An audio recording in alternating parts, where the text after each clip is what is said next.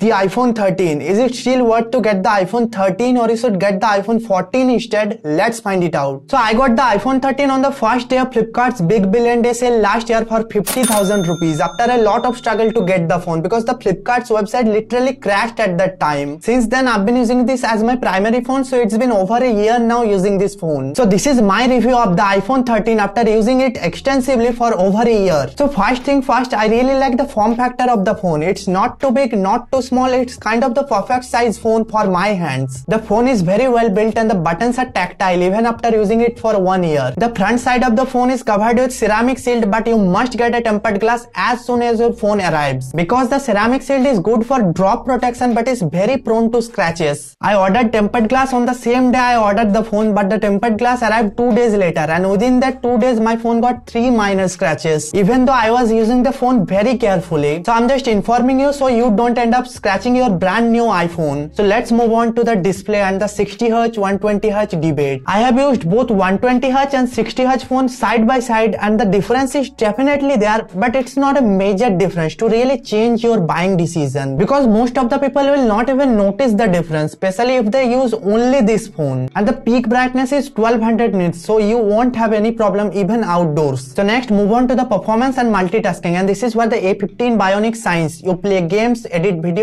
open multiple apps, you won't have any hiccup whatsoever. But because the 13 has only 4 GB of RAM, if you open 10 to 15 apps at a time, it will not be able to keep all of them in the RAM. But don't compare 4 GB with Android because iOS needs much less RAM compared to Android. So this 4 GB RAM easily matches 8 GB RAM on Android. So many people ask, does this phone have any heating issue? So initially when I got the phone, it was running very hot for the first 5 to 6 days. But later on the system optimized itself and now it does not have any heating issues. One thing which is very good about the iPhone is that if you record videos, which I'm doing right now by the way, the phone does not get overheat like Android phones. Like on Android, if you start recording at 4K 60fps, the phone will soon get so hot that you won't be able to use it, but that's not the case with iPhones. So now if we talk about the cameras, which is one of the main reasons people will get an iPhone, this has 3 cameras, 2 on the back and 1 on the front, and all 3 are 12 megapixel, and all the 3 lenses capture very good images with enough details and well balanced color tone. But for some reason all iPhones nowadays tends to overexpose HDR shots, which you can say a major issue, and Apple should fix this as soon as possible. One thing I really like that it has zero shutter lag, so you can easily capture fast moving subjects without any blurriness. And if we talk about the video, then without any doubt iPhones are the best video camera phones, and this is no exception. You can capture up to 4K 60fps with all the 3 lenses, but one thing I don't like that you cannot switch the lenses while recording in 4K 60fps. Lens switching is only possible up to 4K 30fps. If you want to record in Dolby Vision, you can even do that by turning on the HDR toggle from settings. HDR videos look absolutely amazing, but as long as you have the supported screen. On a non-HDR display, it will look very bad and a complete overexposed mess. So let's move on to the battery backup and how much battery health left after 1 year of use. One thing for sure, that the battery backup had degraded quite a bit. Previously, I used to get more than 1 day of use in a single charge, but now it lasts 1 day with 5 to 6 hours of screen on time. I feel like after the iOS 17 update, the battery performance degraded quite a bit. Apple should fix this with a software update. And after 1 year of use, I have 93% battery health left, which is quite normal. But still, iOS has much better ideal battery drain compared to Android. Like if I sleep with 80% battery, by the morning it will be around 78-79%, which is quite impressive. So now the final question arises, should you really get the iPhone 13 or you should spend some extra and get the 14 instead? So the 14 has 3 main advantages over the 13.